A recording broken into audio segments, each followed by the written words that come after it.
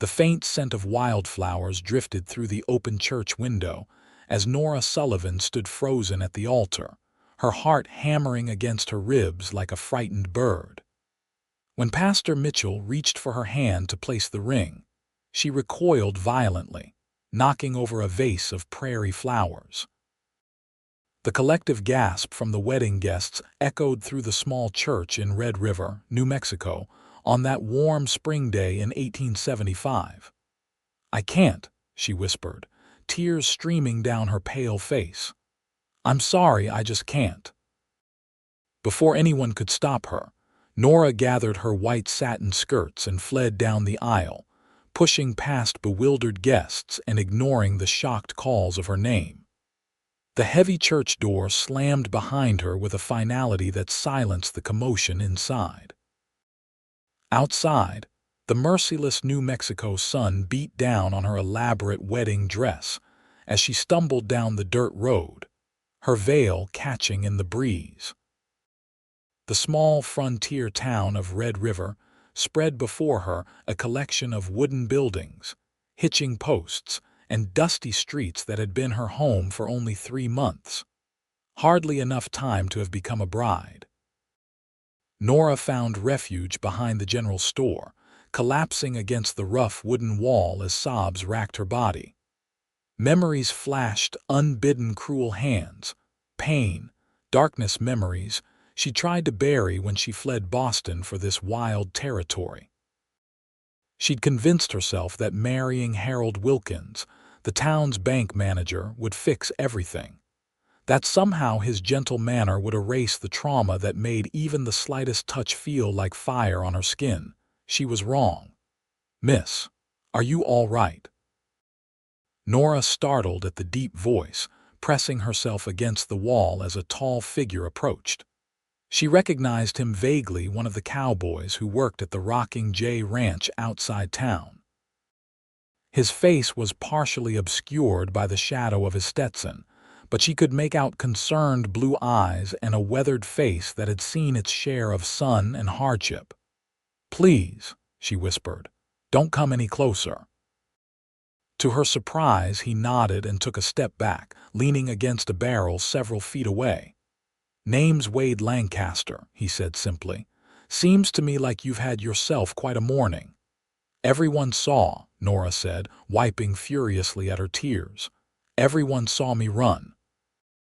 Wade pulled out a handkerchief and extended it toward her, then seemed to think better of it. He placed it on a crate between them instead. "Sometimes running's the only sensible thing to do," he said. "Especially when your heart's telling you something ain't right." Nora reached for the handkerchief, noticing how carefully he maintained the distance between them. "I've made a spectacle of myself. I can never show my face in this town again." "Red River's seen worse scandals," Wade said with a gentle smile. "Just last month, old Thompson's prize bull got loose and wandered into the Sunday service. Now that was a spectacle." Despite everything, Nora found herself smiling slightly. "You got somewhere to go?" he asked. Nora glanced down at her wedding dress, suddenly aware of how ridiculous she must look. "I have a room at Mrs. Hendrick's boarding house, but everyone will be looking for me there." Wade nodded thoughtfully. "I know a place you can catch your breath if you'd like. My sister Emma runs the millinery shop on Cedar Street. She's got rooms upstairs where you could hide out until things settle." Nora considered this stranger's unexpected kindness. "Why would you help me?" Wade adjusted his hat, looking toward the distant mountains. "Because sometimes folks need a helping hand, Miss Sullivan, no questions asked." "How do you know my name, small town?" he said with a shrug. "And that wedding's been the talk of Red River for weeks." A commotion rose from the direction of the church, voices calling her name, boots on the packed earth. "They're looking for me," she said, panic rising in her throat. Wade straightened up. "My horse is tied round front. I can take you to Emma's if you'd like. Or I can distract them while you make your own way. Your choice entirely." Nora hesitated only a moment before making her decision. "Take me to your sister's, please. I need time to think." "All right, then." Wade moved toward the corner of the building but paused. "Miss Sullivan, I won't touch you." You seem like you don't want to be touched. I'll help you up on Rusty, but I'll be careful about it." Nora stared at him, wondering how this cowboy had seen what even her fiancé had failed to notice. "Thank you," she whispered. Wade led her to his chestnut gelding and fashioned a makeshift step from an empty crate. "Can you manage?" With some difficulty, Nora arranged her voluminous skirts and climbed onto the horse. Wade mounted behind her, careful to leave as much space between them as the saddle would allow. "I'll take the long way around," he said as they set off at a gentle trot. "Keep to the back streets."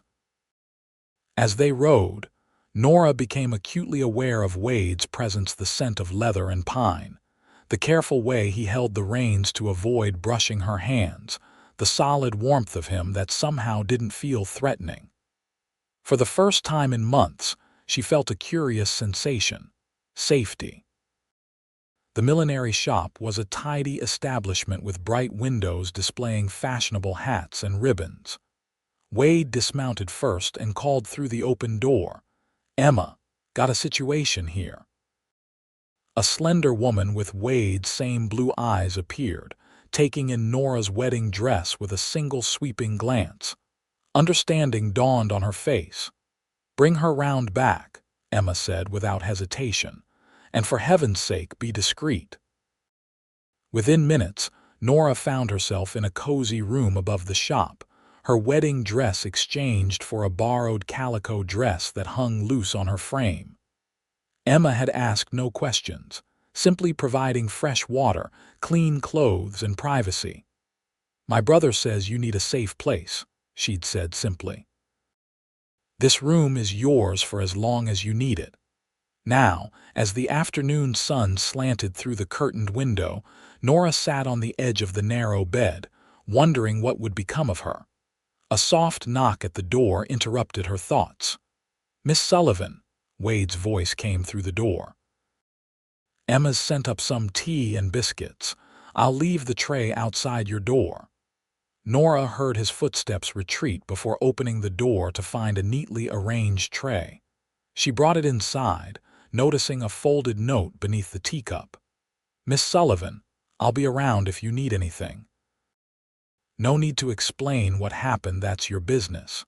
Just know that when you're ready to face the town again, you won't have to do it alone." "WL." Nora traced the simple words with her fingertip, a single tear splashing onto the paper. It had been so long since someone had offered her help without demanding something in return. From the street below came the sounds of Red River coming to life after the excitement of the morning wagons rattling past, shopkeepers calling to customers, children laughing. Somewhere in that bustle was Harold, probably furious and humiliated. And beyond him were the townsfolk, already crafting the story of the bride who fled the altar. But in this quiet room above a millinery shop, with the simple kindness of strangers wrapping around her like a warm blanket, Nora Sullivan took her first full breath in months. The news of the failed wedding spread through Red River like wildfire. By evening, 3 different versions of the story circulated, one claiming Nora had received a telegram about a wealthy relative's death, another suggesting Harold had been caught with another woman, and the wildest insisting that Nora had been secretly married all along. None came close to the truth. For 3 days, Nora remained sequestered in Emma's spare room, venturing out only after dark to stretch her legs in the small garden behind the shop. Emma proved to be a blessing, bringing meals, offering spare clothes, and most importantly, asking no questions. On the 4th morning, as Nora helped Emma sort ribbons in the back room of the shop, the bell above the door jingled. "Good morning, Emma," came a familiar, deep voice. Nora froze, her fingers clutching a length of blue silk. "Morning, brother," Emma replied casually. What brings you to town on a Tuesday? Wade's boots scraped on the wooden floor. Needed some supplies. Thought I'd check in on our guest. Emma glanced at Nora, who nodded slightly. She's right here, Emma called, and doing just fine.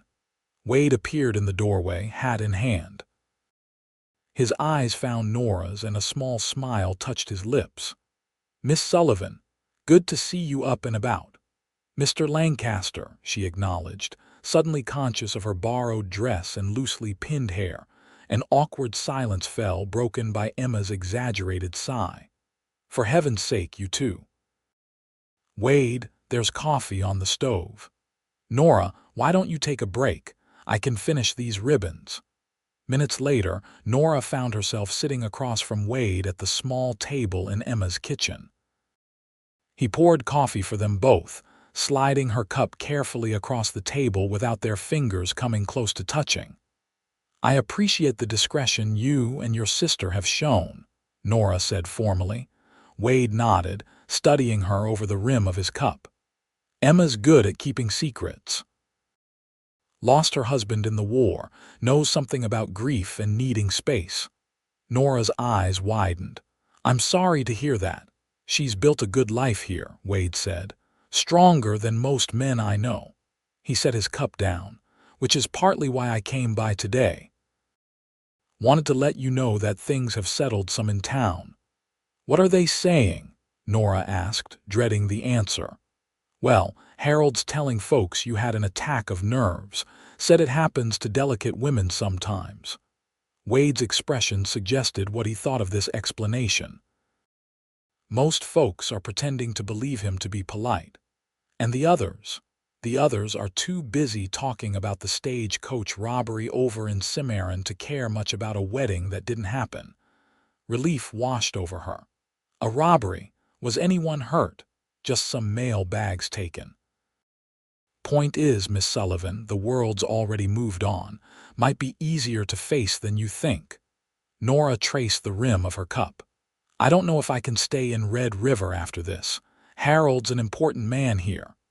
So where would you go? The question hung in the air. Nora had fled Boston with nearly all her savings, seeking the furthest place from the memories that haunted her. Red River had seemed perfect, small, remote, a place to disappear. Finding another such refuge wouldn't be easy. I don't know, she admitted. I was teaching piano lessons before the engagement. Perhaps I could do that elsewhere. Wade leaned back in his chair. Miss Peterson over at the schoolhouse has been looking for someone to teach music to the children. Mentioned it just last Sunday. Nora looked up sharply. Are you suggesting I stay? I'm suggesting you have options, Wade said carefully. Running's sometimes necessary, but it's no way to live forever. His words struck a chord. Nora had been running for so long from Boston, from memories, from herself. I'm afraid, she admitted, the words barely audible.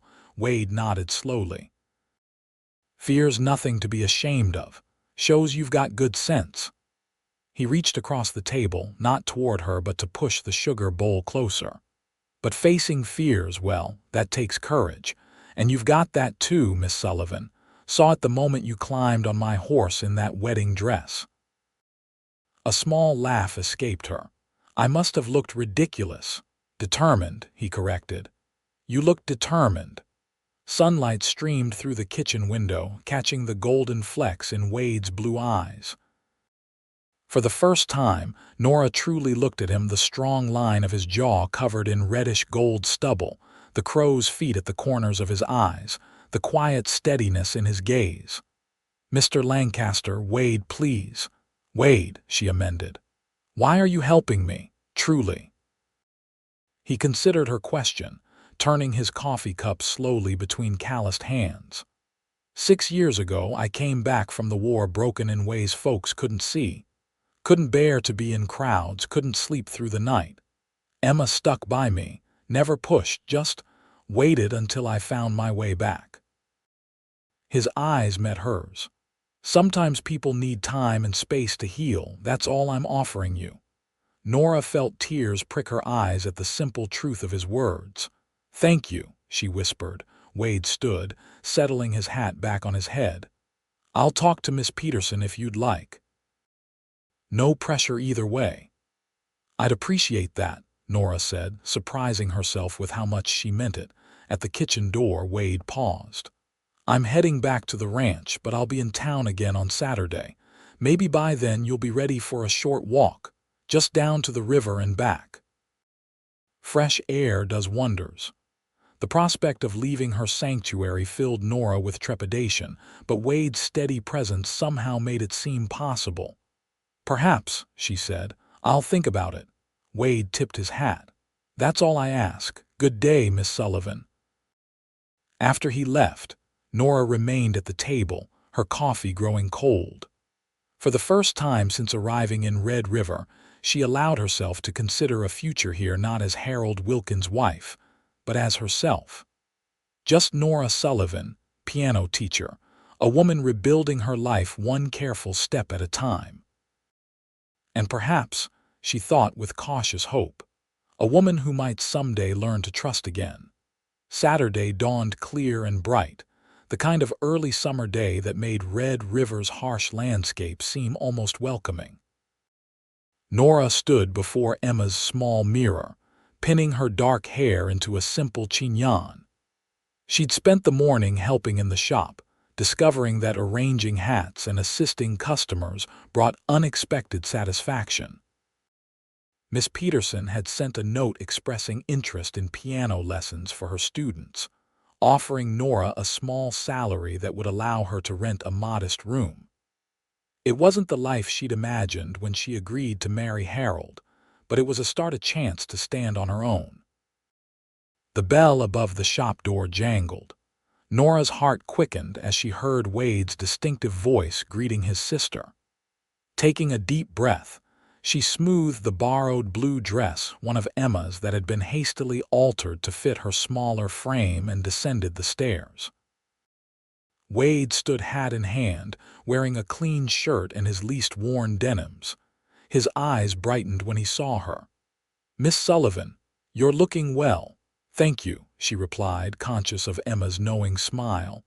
"I thought perhaps that walk might be nice today." If Wade was surprised by her acceptance, he didn't show it. "The river's particularly pretty this time of year." Emma handed Nora a shawl and a small basket. "Take these biscuits I made. The fresh air will work up an appetite." Outside, the main street bustled with Saturday activity. Nora tensed as they emerged from the shop, but Wade positioned himself slightly ahead, creating a buffer between her and the curious glances of passers-by. "Miss Peterson was pleased about your interest in teaching," he said conversationally as they walked. "Said the children have been making do with just singing, but proper piano instruction would be a real boon." Nora focused on his words rather than the stares following them. "I'd need access to a piano for practice." "Church has one," Wade replied. "Reverend Michaels said you'd be welcome to use it weekday afternoons when the building's empty." Nora glanced at him, surprised. "You've been busy on my behalf." A slight flush colored his tanned cheeks. "Just making introductions. You'll do the real work." They turned down a side street that led away from town and toward the river that gave Red River its name. As the sounds of the town receded, Nora felt her shoulders relax. "Better?" Wade asked perceptively. "Yes," she admitted. "I wasn't ready for all those eyes." "Small towns have long memories but short attention spans," he said. "Give it time." The path narrowed as it approached the riverbank, forcing them to walk closer together. Wade naturally slowed his pace, allowing Nora to set the distance between them. The consideration in the gesture touched her deeply. The Red River flowed steadily, its waters glinting in the midday sun.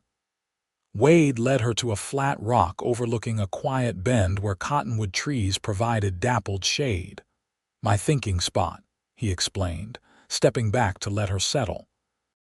"Found it my first week working at the rocking J." Nora arranged her skirts and sat, breathing in the clean scent of flowing water and sun-warmed earth. It's peaceful here. Wade lowered himself to the ground several feet away, leaning against a tree trunk. That's why I like it. No demands, no expectations. Just the river doing what rivers do. They sat in companionable silence for a while, watching a pair of hawks circle overhead. Nora unwrapped Emma's biscuits and offered one to Wade, who accepted with a nod of thanks. "May I ask you something personal?" Nora ventured after a time. "Seems fair," Wade replied. "I already know one of your secrets. What was it like coming back from the war? How did you start again?" Wade contemplated the flowing water, his expression thoughtful. "Hard," he said finally. "Harder than the fighting in some ways. War has rules, patterns. Coming home, everything looked the same but felt different." He broke a piece of biscuit between his fingers. "Or maybe I was the one who changed." "How did you adjust?" "Slowly," he said with a wry smile. "Started with small things, helping Emma in her garden, fixing things around her house. Then took the job at the Rocking J because horses don't ask questions or expect conversation." His eyes found hers. "Found that routine helps, and purpose." Nora nodded, understanding. "And the memories? Do they ever fade?" Wade's expression grew serious. "They change, lose some of their power." He studied her face carefully. "Nora, Miss Sullivan, whatever happened to you back east, it doesn't define who you are, just what you've survived." The simple truth of his words broke something loose inside her. "I was attacked," she said, the words tumbling out before she could stop them. "Walking home from giving piano lessons, he dragged me into an alley and—" She wrapped her arms around herself. "I fought, but he was so strong. Afterward, I couldn't bear to stay in Boston. Every shadow, every man's voice." Wade remained perfectly still, his face a mask of controlled anger. "I'm sorry," he said, his voice rough with emotion. "No one should endure such a thing." "I thought I could leave it behind," Nora continued, the words a torrent now. "When Harold proposed after just a few weeks of courtship, I convinced myself it was a blessing, that marriage would somehow fix me." She looked down at her hands. "But at the altar, when he reached for me, all I could feel were those other hands." "You don't need fixing, Nora," Wade said quietly. "You need healing. There's a difference." The distinction struck her like a physical force. All this time she'd seen herself as broken, damaged. But Wade's words offered another perspective, one that allowed for recovery, for growth. "I don't know how," she whispered. "Neither do I," Wade admitted. "But I know it takes time, and that forcing it only makes it worse." A bird called from a nearby tree, its song clear and sweet in the afternoon air. Nora breathed deeply, feeling something shift within her, not healing exactly, but perhaps the beginning of acceptance. "I want to stay in Red River," she said suddenly. "Build something new." Wade's smile was like sunrise breaking over the mountains. "Then you will. People will talk." "Let them," he said with a shrug. "Most folks around here are decent at heart. They just need time to adjust their thinking." As if to punctuate his words, the sound of approaching voices drifted from the path, children's laughter and a woman calling after them. Nora tensed instinctively. "We can leave if you'd prefer," Wade offered. Nora considered, then shook her head. "No, I can't hide forever." Moments later, Mrs. Baker appeared with her 3 children, who were racing ahead to the water's edge. She pulled up short when she spotted them, surprise evident on her face. "Miss Sullivan," she said, recovering quickly. "Mr. Lancaster, fine day for a riverside picnic." Wade tipped his hat. "Afternoon, Mrs. Baker." An awkward silence followed as the woman clearly tried to reconcile the scandalous runaway bride with the composed woman before her. "I hear you might be teaching piano at the school," Mrs. Baker ventured finally. "My Abigail has always wanted to learn." Nora straightened her shoulders. "Yes, I'm speaking with Miss Peterson about arrangements. The classes would begin after the harvest." "Well," Mrs. Baker said with a decisive nod. "That's good news indeed. This town could use more culture." She hesitated, then added kindly, "It's nice to see you out and about, Miss Sullivan." Red River's a forgiving place by and large. As Mrs. Baker moved away to supervise her children, Nora released a breath she hadn't realized she was holding. Wade's eyes held a quiet approval. "First hurdle cleared," he said. "One of many, I suspect. One day at a time," Wade reminded her. "That's all anyone can manage." They remained by the river as the afternoon lengthened, talking easily about inconsequential things: the weather, Emma's shop, the quirks of Red River's inhabitants.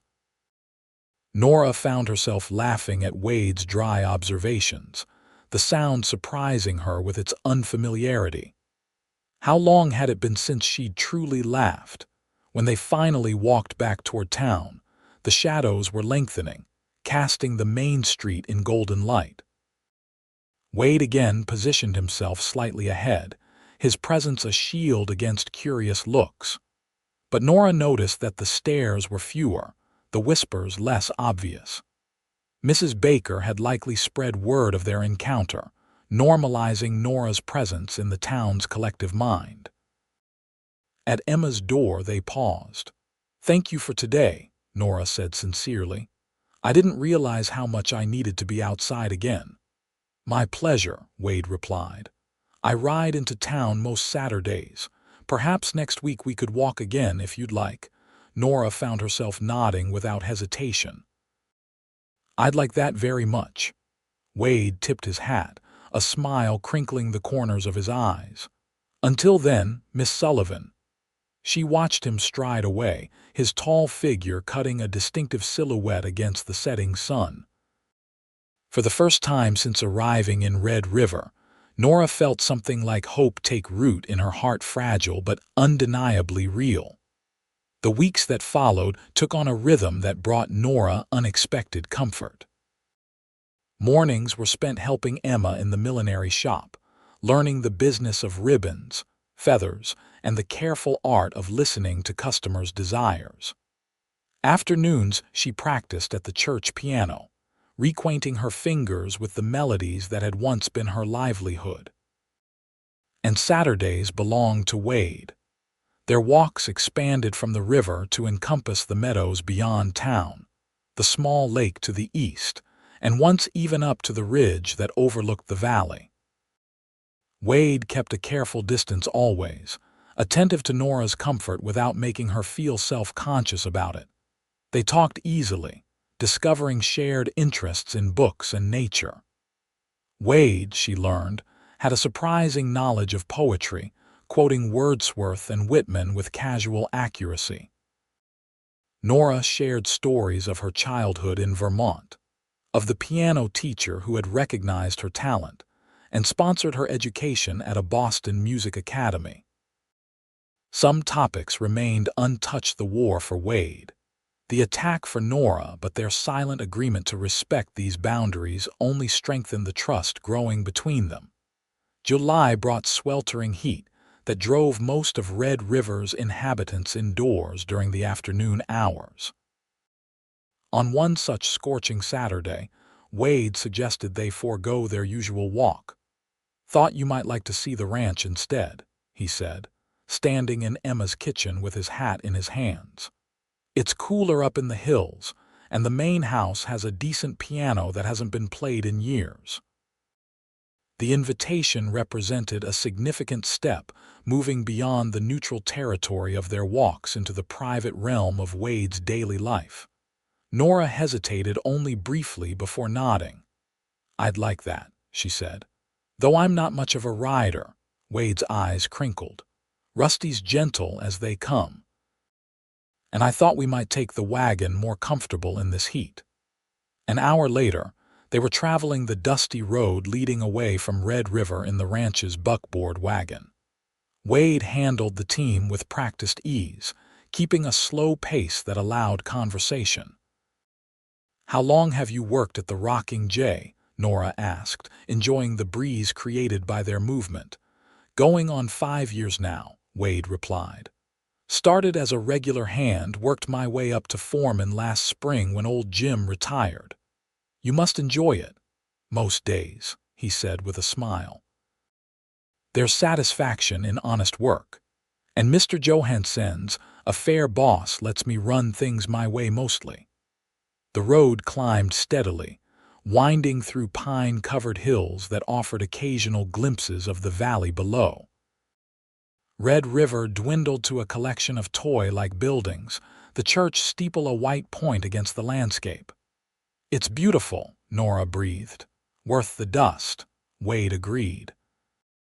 The Rocking J Ranch appeared gradually, first the split rail fences enclosing grazing land, then outbuildings scattered across the property, and finally the main house itself, a substantial two-story structure of locally quarried stone and heavy timber. Mr. Johansen built it 15 years ago, Wade explained as they approached. Wanted something that would last generations. His son runs the business end of things from Santa Fe nowadays, but the old man still considers this home. As Wade helped her down from the wagon, offering his forearm rather than his hand in a gesture that touched Nora deeply, a gray-haired man emerged from the house. Lancaster, didn't expect you back so early, he called, then noticed Nora. Ah, company. Welcome to Rocking J, madam. Wade performed introductions, his manner respectful but comfortable. Mr. Johansen, this is Miss Nora Sullivan. Miss Sullivan, Anders Johansen, the man who signs my pay vouchers. The ranch owner chuckled, extending a weather-beaten hand before catching himself and offering a small bow instead. Pleasure to meet you, Miss Sullivan. Lancaster mentioned you're a piano teacher. Yes, sir, Nora replied, grateful for his tact. I'll be teaching at the school come fall. Well then, you must try our piano, Johansen said enthusiastically. Been silent since my Eliza passed. Shame to let a fine instrument gather dust. Inside, the ranch house revealed unexpected elegance, polished wood floors, substantial furniture, and walls adorned with landscape paintings. The piano occupied a place of honor in the main sitting room, its dark wood gleaming in the sunlight from tall windows. Nora approached it reverently, running a fingertip along its edge. Baldwin upright, she murmured. A beautiful instrument. Eliza insisted on the best, Johansen said with fond remembrance. Had it shipped all the way from Cincinnati. Would you play something? Been too long since these walls heard music. Nora glanced at Wade, who nodded encouragement. She settled on the bench, testing the keys to find them surprisingly well-tuned. After a moment's consideration, she began a Chopin nocturne, one of her favorites for its gentle melancholy. The music filled the room, wrapping around the three listeners like something tangible. Nora lost herself in the familiar patterns, her fingers remembering what her mind had nearly forgotten, the pure joy of creation, of bringing beauty into being. When the final notes faded, she looked up to find both men watching her with identical expressions of wonder. My dear, Johansen said, his voice rough with emotion, that was exquisite. Thank you, Nora replied softly. Your piano is a joy to play. You must come again, the older man declared. Use it whenever you wish. Music shouldn't be bottled up. After Johansen excused himself to attend to ranch business, Wade showed Nora around the property, the stables with their fine horses, the bunkhouse where he had a small private room as foreman, the kitchen garden tended by the ranch cook. They ended their tour at a small creek that ran along the property's eastern edge. Cottonwoods provided welcome shade as they settled on a fallen log. Mr. Johansen seems a good man, Nora observed. The best, Wade agreed. Gave me a chance when many wouldn't hire a veteran with night terrors. Said he'd rather have a man who understood the value of peace. They sat in comfortable silence, listening to the gurgle of the creek.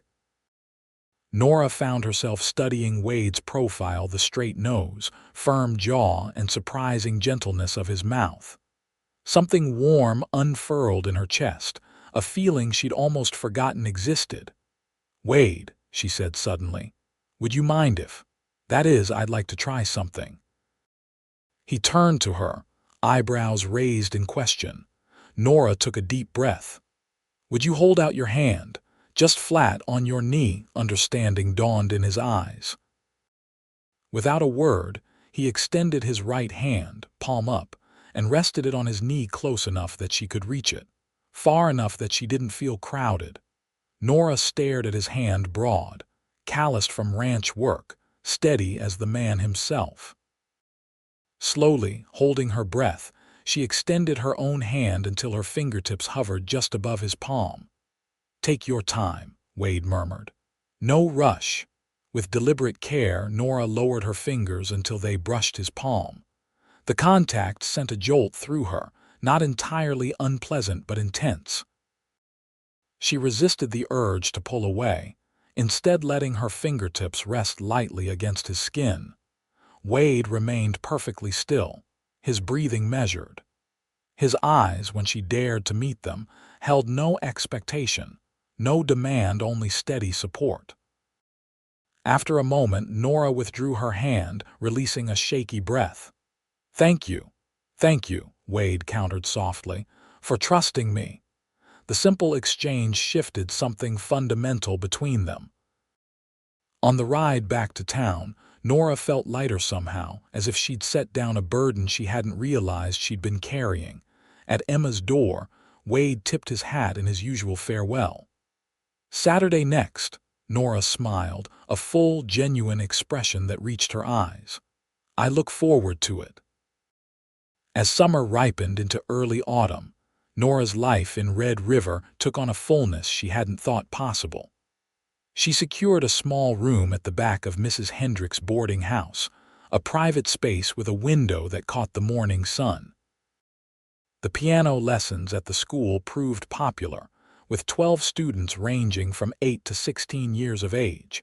Most surprising was her reception in town. What had begun as whispers and sidelong glances transformed gradually into nods of greeting and casual conversations. Harold Wilkins had departed for Denver on bank business shortly after the failed wedding and showed no signs of returning, which simplified matters considerably. Emma insisted on hosting a small gathering to celebrate Nora's first month of teaching. "Just a few friends," she promised. "People you should know if you're staying in Red River." Nora agreed with only mild trepidation.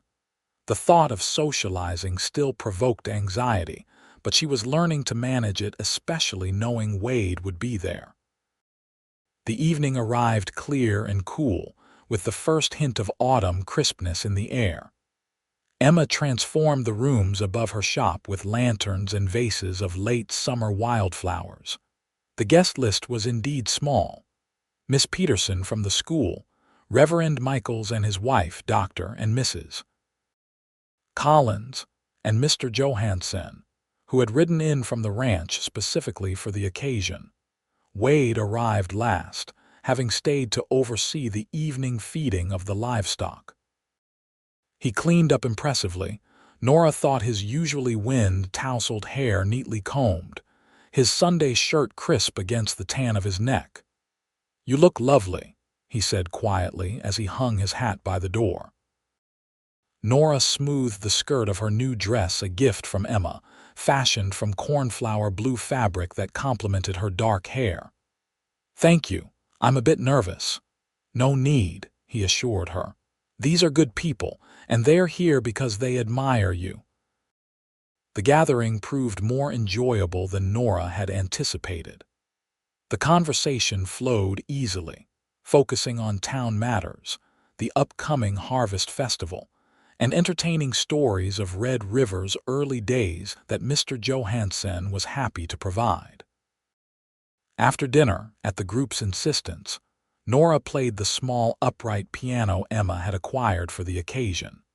She chose cheerful, familiar pieces that soon had everyone singing along, the simple joy of shared music filling the room with warmth. Later, as guests began to depart, Nora found herself beside Wade on Emma's small balcony. The night air carried the scent of pine and wood smoke, and stars crowded the vast New Mexico sky. "Thank you for coming," she said. "It helped knowing you were here." Wade leaned against the railing, his shoulder close to hers but not touching. "Wouldn't have missed it. You've built something good here, Nora, in just a few months." The use of her first name, rare but becoming more frequent, sent a pleasant warmth through her. "I've had help," she said, glancing at him. "Quite a lot of it, actually. You did the hard part," he countered. "Choosing to stay, choosing to trust again." Inside, Emma laughed at something Reverend Michaels said, the sound drifting through the open window. Nora studied Wade's profile in the lantern light, finding it increasingly dear to her. "Wade," she said softly, "I'd like to try something else, if you're willing." He turned to face her, curiosity in his eyes. "Of course." Nora stepped closer, her heart pounding. "Would you? Would you hold my hand? Properly, I mean." Wade's expression softened. "Are you sure?" She nodded, extending her hand slightly. "I'm sure." With infinite gentleness, Wade took her hand in his calloused fingers curling around hers with the lightest pressure. The contact sent a tremor through Nora, but this time it was overlaid with something else, a spark of warmth, of connection. They stood that way for several heartbeats, hands joined beneath the stars, the simplest of touches bridging worlds of experience between them. "All right?"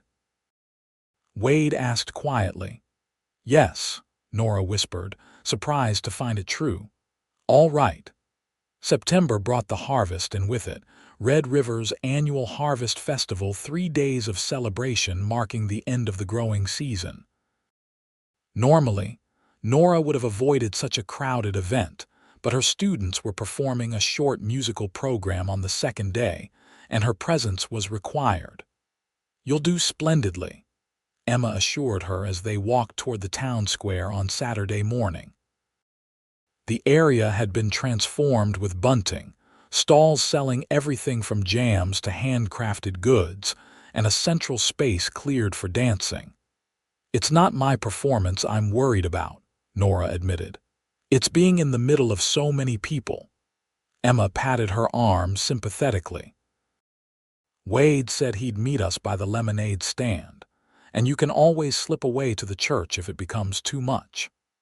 The mention of Wade brought a smile to Nora's face. Over the past weeks, their friendship had deepened into something neither of them had yet named but both clearly cherished. Their Saturday walks continued, now frequently including moments of careful physical contact, handed joined while crossing a stream, a steadying touch on the elbow when navigating rough terrain. Each touch became easier, each contact a small victory against the shadows of her past. The festival was indeed crowded, but Nora found the cheerful atmosphere infectious. Children darted between stalls, their laughter rising above the general hubbub. Women compared preserves and needlework, entered in various contests. Men gathered around displays of livestock, debating the merits of different breeds with good-natured intensity. Wade found them as promised, his tall figure easy to spot in the crowd. "Ladies," he greeted them, touching the brim of his hat. "Quite a turnout this year." "Red River loves its traditions," Emma replied. "You should see it tonight when the dancing starts." Wade's eyes found Nora's. "Speaking of which, I was wondering if you might save me a dance this evening. Nothing complicated, just a simple waltz." The request caught Nora by surprise. Dancing meant prolonged contact, proximity to others, everything that still triggered her anxiety. Yet looking at Wade, at the hope in his eyes carefully tempered with acceptance of her possible refusal, she found herself considering it. "I haven't danced in a very long time," she hedged. It's like riding, Wade said. You never really forget. Emma, sensing the importance of the moment, tactfully excused herself to examine a nearby quilt display. Nora took a deep breath. "One dance," she said finally. "A waltz, as you suggested." The smile that broke across Wade's face was worth any discomfort the evening might bring. "I'll hold you to that," he said. "And Nora, we can stop any time you need to. Just say the word." The afternoon passed in a blur of activity. Nora's students performed admirably, their simple rendition of America the Beautiful earning enthusiastic applause from the assembled townsfolk. Afterward, she found herself surrounded by proud parents expressing gratitude for her teaching. "You've brought music back to Red River, Mrs. Baker declared, echoing the sentiment of many. "Such a gift for our children." As twilight approached, lanterns were lit around the square and the local fiddle band set up on a makeshift stage. Tables groaned under the weight of potluck dishes contributed by every household. The atmosphere turned festive as stars emerged in the darkening sky. Wade found Nora sitting at the edge of the gathering, watching the dancers with a mixture of apprehension and longing. "Our piano teacher looks like she could use some refreshment," he said, offering a cup of lemonade. Nora accepted gratefully. "Thank you, it's been a rather overwhelming day." "In a good way, I hope," she nodded, sipping the cool drink. "The children were wonderful, and people have been very kind." "Told you they would be," Wade said, settling beside her with a respectable space between them. Red River folks just needed time to know the real Nora Sullivan. They sat in comfortable silence as the fiddle band struck up a lively reel. Couples took to the cleared area, skirts swirling and boots stomping in time to the music. The simple joy of the scene touched Nora deeply. "When I first came to Red River," she said softly, "I never imagined I could be part of something like this." Wade's eyes held understanding. "Sometimes life surprises us in the best ways." The music shifted to a slower tempo, the familiar strains of a waltz rising into the night air. Wade stood and extended his hand. "May I have this dance, Miss Sullivan?" Nora stared at his offered hand, her heart racing. This was different from their private moments by the creek or on their walks. This was public, with dozens of eyes potentially watching. "We can wait for the next one," Wade offered, reading her hesitation. "Or simply continue sitting. It's your choice, Nora, always." His words, so simple yet profound, steadied her. With a deep breath, Nora placed her hand in his. "This one is perfect, Mr. Lancaster." Wade led her to the edge of the dancing area, positioning himself so that his broad back shielded her somewhat from the crowd. With careful movements, he placed his right hand lightly at her waist, holding their joined hands at shoulder height. "Ready?" he murmured. Nora nodded, unable to speak through the tightness in her throat. Wade began to lead, his movements gentle and predictable, giving her time to remember the steps. The initial contact made her tense, but as they continued, moving in small circles away from the other dancers, Nora gradually relaxed into the rhythm. "You're doing wonderfully," Wade said softly. "You're a surprisingly good dancer for a cowboy," she replied, finding her voice. His eyes crinkled. "My mother's insistence said no son of hers would clod around a dance floor like a bear with sore paws." The mental image made Nora laugh, the sound rising clear above the music. Several nearby dancers glanced their way, smiling at the evident joy on her face. "I like hearing you laugh," Wade said, his voice low and warm. "Suits you." As they continued to waltz, Nora became aware of subtle changes, how Wade gradually drew her a fraction closer, how her hand relaxed in his, how the contact at her waist no longer felt threatening but supportive. By the time the music ended, they were dancing properly, moving in harmony as if they'd done so for years. Wade released her reluctantly when the final notes faded. "Thank you for the dance, Nora." "Thank you for asking," she replied, her cheeks flushed with exertion and something deeper.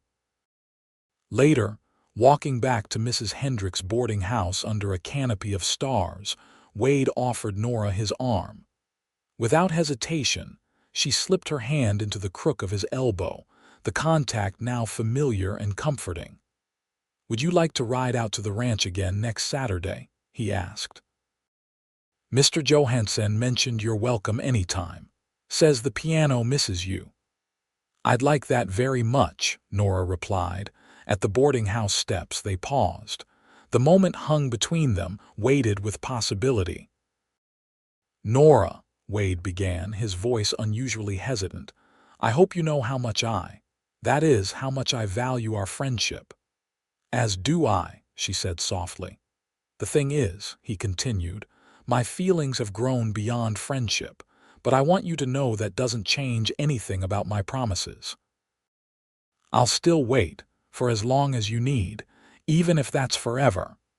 The simple declaration stole Nora's breath. In the months since their first meeting behind the general store, Wade had become essential to her in ways she'd never anticipated, his steadiness a foundation she could build upon, his patience a gift she treasured daily. "Wade," she whispered, "I'm not ready for everything. But I'm not asking you to wait forever." Understanding dawned in his eyes. "You mean?" "I mean that I care for you too," Nora said, the words freeing something long trapped inside her, "and that I'm healing day by day, because of you in many ways." Wade's smile was slow and radiant in the starlight. "That's all I need to know." Acting on impulse, Nora leaned forward and pressed the lightest of kisses to his cheek, the barest brush of contact, yet monumental in significance. "Good night, Wade," she whispered. "Good night, Nora," he replied, his voice rough with emotion. "Sweet dreams." As autumn deepened toward winter, Nora's life in Red River assumed a richness she couldn't have imagined that spring day when she fled the church. Her piano students progressed admirably. Her friendship with Emma deepened into sisterly affection, and her standing in the community solidified as townspeople came to know her as the dedicated music teacher rather than the runaway bride. But it was her relationship with Wade that brought the most profound changes. Their Saturday outings continued, now frequently including visits to the Rocking J, where Nora would play the magnificent piano while Wade and Mr. Johansson listened appreciatively. Afterward, they would walk the ranch's extensive grounds, talking easily about everything and nothing. The physical boundaries between them shifted gradually. Hand-holding became commonplace, a comfort rather than a challenge. Wade learned to telegraph his movements, to never approach from behind, to offer contact rather than initiating it. And Nora learned to trust again not just Wade, but herself. To recognize that her body's reactions came from past trauma, not present danger. That healing wasn't linear but a series of advances and occasional retreats. The first snowfall came in late November, transforming Red River into a winter wonderland. Nora stood at her boarding house window, watching fat flakes drift past the glass, when Mrs. Hendricks knocked at her door. "Mr. Lancaster is downstairs," the landlady announced with poorly disguised interest. "Says he has something important to discuss." Nora found Wade in the small parlor, hat in hands, snow melting on his shoulders. His expression was uncharacteristically serious. "Is something wrong?" she asked, immediately concerned. "No," he assured her quickly. "Nothing wrong, but I received a telegram this morning that I wanted to discuss with you." They sat on the parlor sofa, close enough that their knees nearly touched. Wade pulled a folded paper from his pocket. "It's from a rancher named Davidson, over in Colorado. He's looking for an experienced foreman to manage his operation larger than the Rocking J, with better pay and a house included." Nora felt her heart constrict. "You're leaving?" Wade's eyes found hers. "That depends entirely on you, Nora." "I don't understand." With careful movements, Wade took her hands in his. "I've been saving for years, putting aside as much as I could from my wages. This position would mean financial security, a real future." He paused, his thumbs tracing gentle circles on her wrists. "A future I'd like to share with you if you're willing." Nora's breath caught as she understood his meaning. "Wade, are you?" "I'm asking if you'd consider becoming my wife," he said simply. "Not right away. We could have a long engagement, a year, even longer if you need." "I meant what I said about waiting until you're ready." His blue eyes held hers steadily. "I love you, Nora Sullivan. I think I have since I found you behind that general store." The declaration washed over her like warm sunlight. Nora had known for some time that her feelings for Wade ran deep, but hearing his profession of love crystallized something within her. "The position," she said, finding her voice. "When would you need to leave?" "After the new year." "But I've already told Mr. Davidson I won't accept without my fiancé's approval." Wade's expression grew serious. "I wouldn't ask you to leave Red River if you're not ready. You've built a life here." Nora considered his words carefully. Red River had indeed become home in many ways, the first place since Boston, where she'd felt truly settled. Yet she realized with sudden clarity that her attachment wasn't to the town itself, but to the sense of belonging she'd found there. A sense she now carried within herself, portable as her music. "I would miss my students," she admitted. "And Emma." "Davidson's ranch is near a growing town," Wade said. "They have a school that would likely welcome a piano teacher, and Emma could visit. It's only a 2-day journey." Nora looked down at their joined hands, her smaller ones nestled within his larger, calloused ones. Hands that had never pushed, never grabbed, never demanded. Hands that had shown her what true protection felt like. "Yes," she said, raising her eyes to his. "Yes, I'll marry you, Wade Lancaster." The joy that transformed his face was breathtaking. "Truly," Nora nodded, feeling suddenly, completely certain. "But you're right about a long engagement I'm not ready for. Everything that marriage entails." Understanding softened Wade's expression. "We'll take it one day at a time, as we always have. Nothing will happen that you don't want or aren't ready for. That's a promise." "I know," Nora said softly. "That's why I can say yes." Wade raised her hand to his lips, pressing a kiss to her knuckles. Might I kiss you properly?" "Just once to seal our engagement." The request sent a flutter of both anticipation and apprehension through Nora. She'd imagined this moment, had even rehearsed it in her mind, but the reality was suddenly immediate and overwhelming. "Yes," she whispered, "but slowly." Wade nodded, moving with deliberate care. He released her hands to cup her face gently, his touch as light as falling snow. "Tell me if you need me to stop," he murmured. Nora closed her eyes as he leaned forward, feeling his breath warm against her lips. The first contact was whisper-soft, barely there, giving her time to adjust. Then slightly firmer, a proper kiss but still achingly tender. Her hands found their way to his shoulders, steadying herself as unexpected warmth spread through her. When Wade pulled back slightly, his eyes searching hers, Nora realized something profound had shifted inside her. The kiss had awakened not fear but desire, faint and new but undeniably present. "All right?" he asked, his voice husky. "More than all right," she assured him, marveling at the truth of it. They spent the snowy afternoon planning their future, the move to Colorado, the timing of their wedding, the life they would build together. Wade insisted they visit the ranch before making any final decisions, wanting Nora to approve of what would become their home. "We could go after Christmas," he suggested. "Make sure you like the place before I accept officially." As dusk fell, turning the snow-covered streets to silver in the gathering darkness. Wade reluctantly prepared to leave. The storm had intensified, and he needed to return to the ranch before the roads became impassable. At the door, he kissed her once more, still gentle but with growing confidence. "I'll see you Saturday, weather permitting." Nora watched from the window as he mounted Rusty and rode away, his figure gradually disappearing into the swirling snow. A strange peace settled over her, a certainty that had been years in the making. That night, for the first time since the attack, Nora slept without nightmares. Christmas in Red River proved especially festive that year.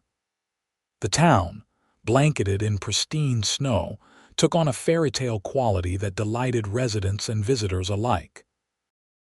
Evergreen boughs decorated storefronts, and candles glowed in windows against the early winter darkness. News of Nora and Wade's engagement spread quickly, met with genuine congratulations from most quarters. If a few eyebrows raised at the thought of the runaway bride finding love again so soon, such whispers were quickly silenced by Emma's fierce defense and Mr. Johansen's hearty approval. "Never seen the boy happier," the old rancher declared at the church Christmas social. "Miss Sullivan's the best thing that could have happened to him." The day after Christmas, Wade arrived at the boarding house with the ranch's sleigh, ready to take Nora on the journey to Colorado. Mr. Johansen had insisted they use it, along with his finest team of horses. "A proper way to introduce your bride to be to her new home," he'd said with a wink. The journey would take 2 days, with an overnight stay at a way station halfway between Red River and Davidson's ranch. Nora had packed carefully, including the blue dress from the Harvest Festival and the sheet music for her favorite pieces to play for the Davidson family. Emma came to see them off, pressing a package into Nora's hands. "A wedding gift," she explained. "Though I expect you'll want to wait to open it." The knowing look in her eyes made Nora blush. The past weeks had seen gradual but significant progress in her physical relationship with Wade. Their kisses had deepened, their embraces lingered longer.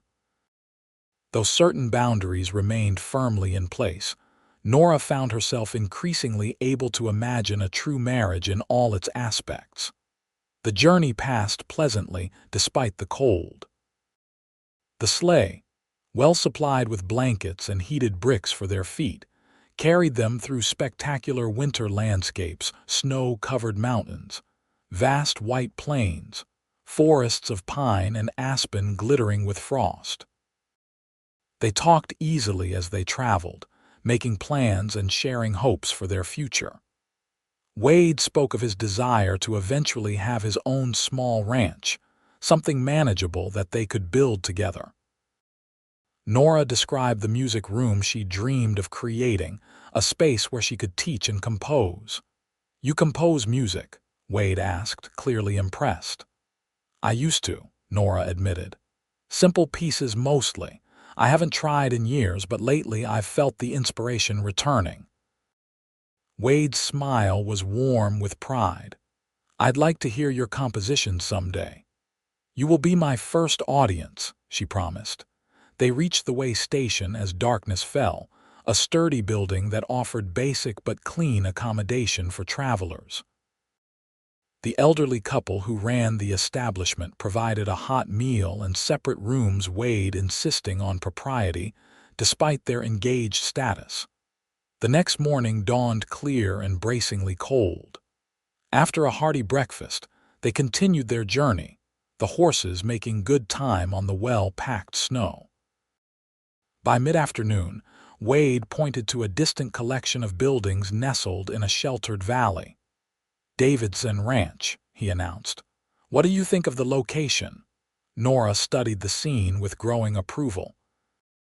The ranch occupied a beautiful spot protected from the worst winter winds by surrounding hills, with a creek running through the property and ample grazing land stretching toward distant mountains. "It looks peaceful," she said. "Secluded but not isolated." Wade nodded, clearly relieved by her positive reaction. Town's about 5 miles east, small but growing. Has a church, school, even a hotel with a decent restaurant. As they approached, details emerged: a sprawling main house of solid construction, well-maintained outbuildings, fenced paddocks containing impressive horses. A man emerged from the barn, raising a hand in greeting as they drew closer. "That's Robert Davidson," Wade said. "Good man by all accounts. Inherited the ranch from his father, but expanded it considerably." Davidson proved to be a hearty, straightforward man in his 50s with a firm handshake and direct manner. His wife, Martha, a pleasant woman with kind eyes, welcomed Nora warmly. "We've been hoping Wade would accept the position," she confided as she showed Nora around the main house. "Our previous foreman retired in October, and we've been struggling to manage everything ourselves." The house impressed Nora with its solid comfort. Not ostentatious but well appointed, with good furniture and signs of a woman's touch in the curtains and cushions.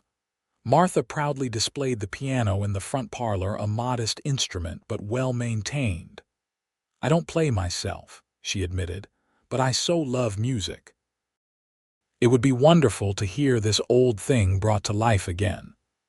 Most impressive was the foreman's house, a separate structure a short distance from the main residence. Though smaller, it offered everything a young couple might need: 2 bedrooms, a functional kitchen, a comfortable sitting area with a stone fireplace, and a covered porch facing the mountains. "Robert built it 5 years ago," Martha explained. "Said a good foreman deserves his own home, especially if he has family." The words sent a pleasant warmth through Nora as she imagined making this space her own: curtains at the windows, books on the shelves, perhaps eventually a child's cradle in the second bedroom. After a tour of the entire property and an excellent dinner, Robert Davidson officially offered Wade the position. "Foreman with full authority over ranch operations," he stated. "Monthly salary plus year-end bonus based on profits. House included, along with basic provisions." And he added with a glance at Nora, "We'd be pleased to introduce Mrs. Lancaster to the school board in town. They've been wanting to start music lessons for some time." Wade looked to Nora, making it clear the decision was shared. She nodded slightly, her heart full at his consideration. "We accept," Wade said, extending his hand to Davidson. "We can move after the wedding in March if that suits." "Perfectly," Davidson agreed.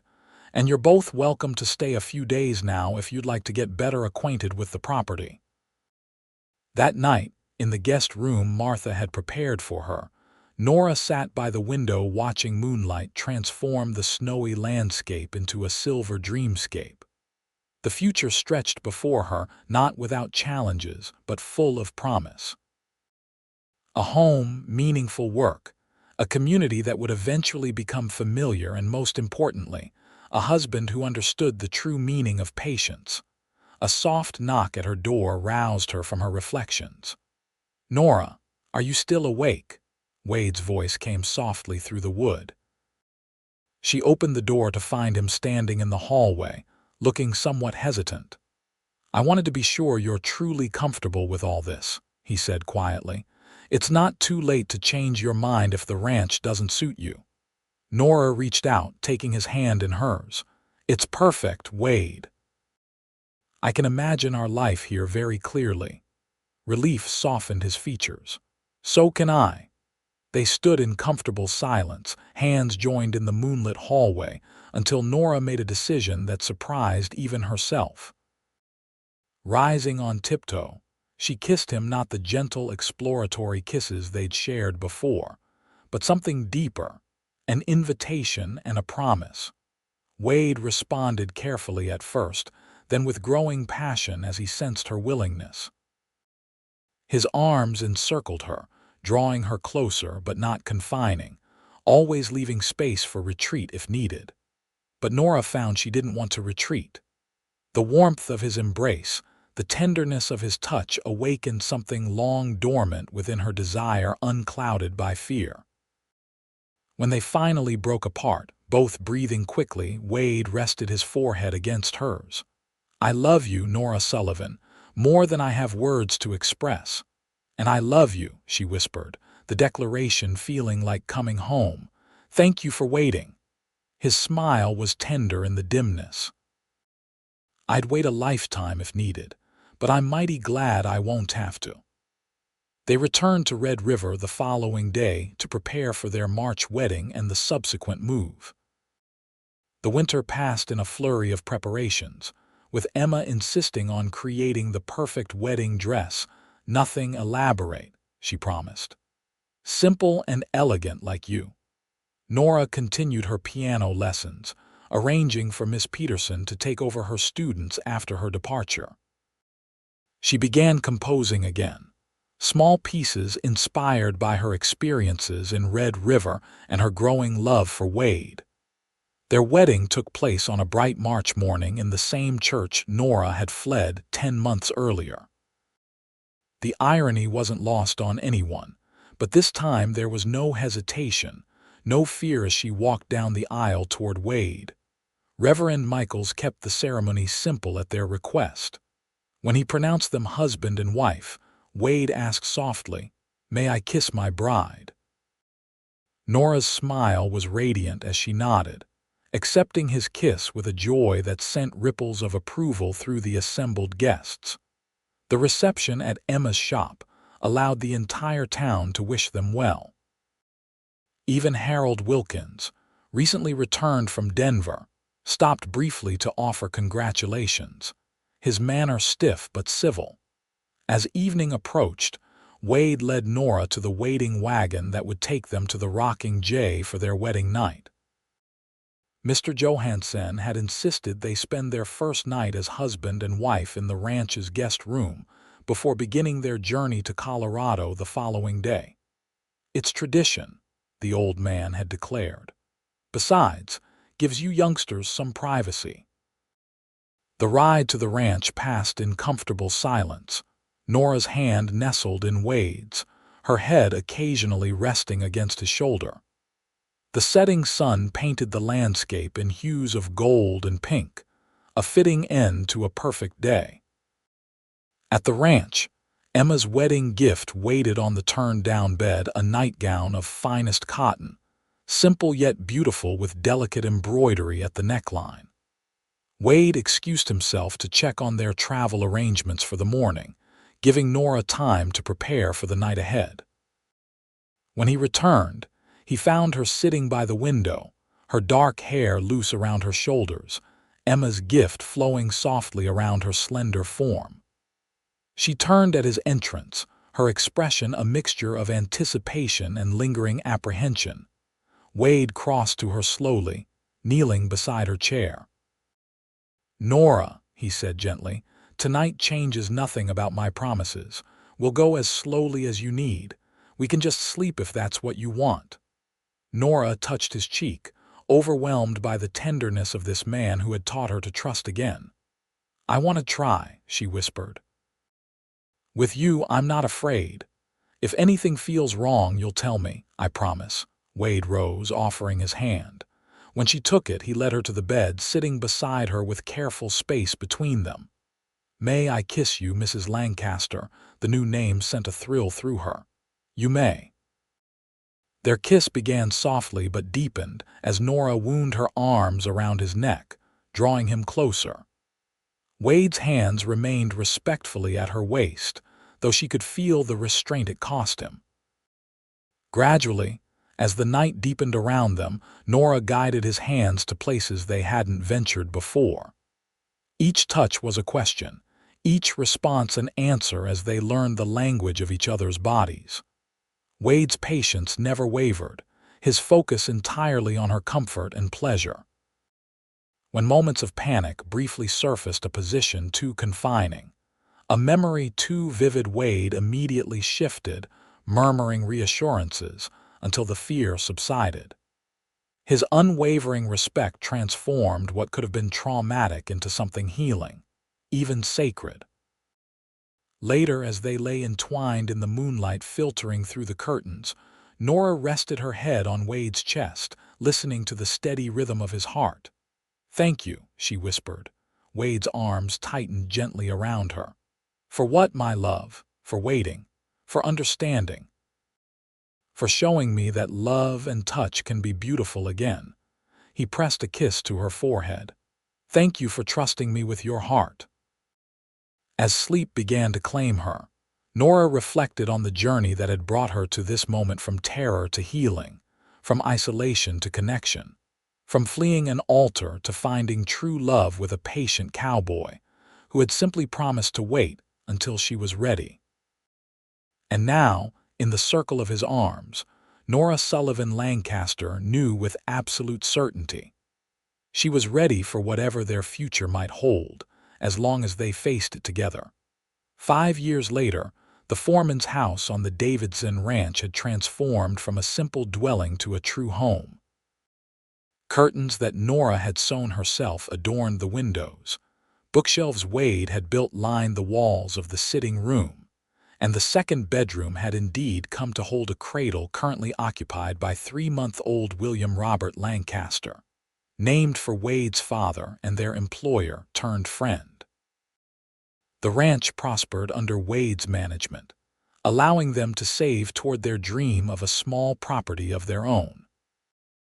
Nora had established herself as the town's piano teacher, with students coming 3 days a week to the small music room Davidson had added to their house as a wedding anniversary gift.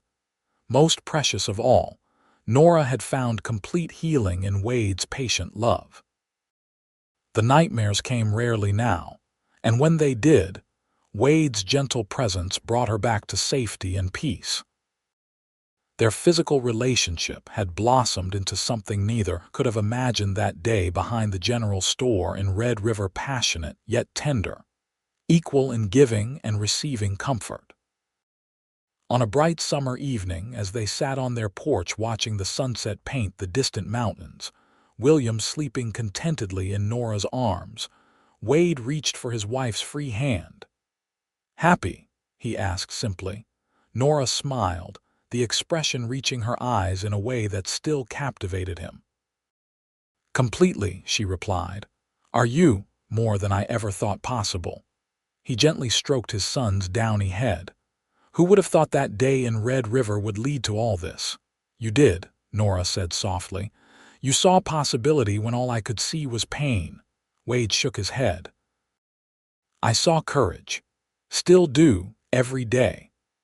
As darkness settled around them and the first stars appeared overhead, Nora leaned against her husband's shoulder, their son nestled between them, the most tangible symbol of how far they'd come.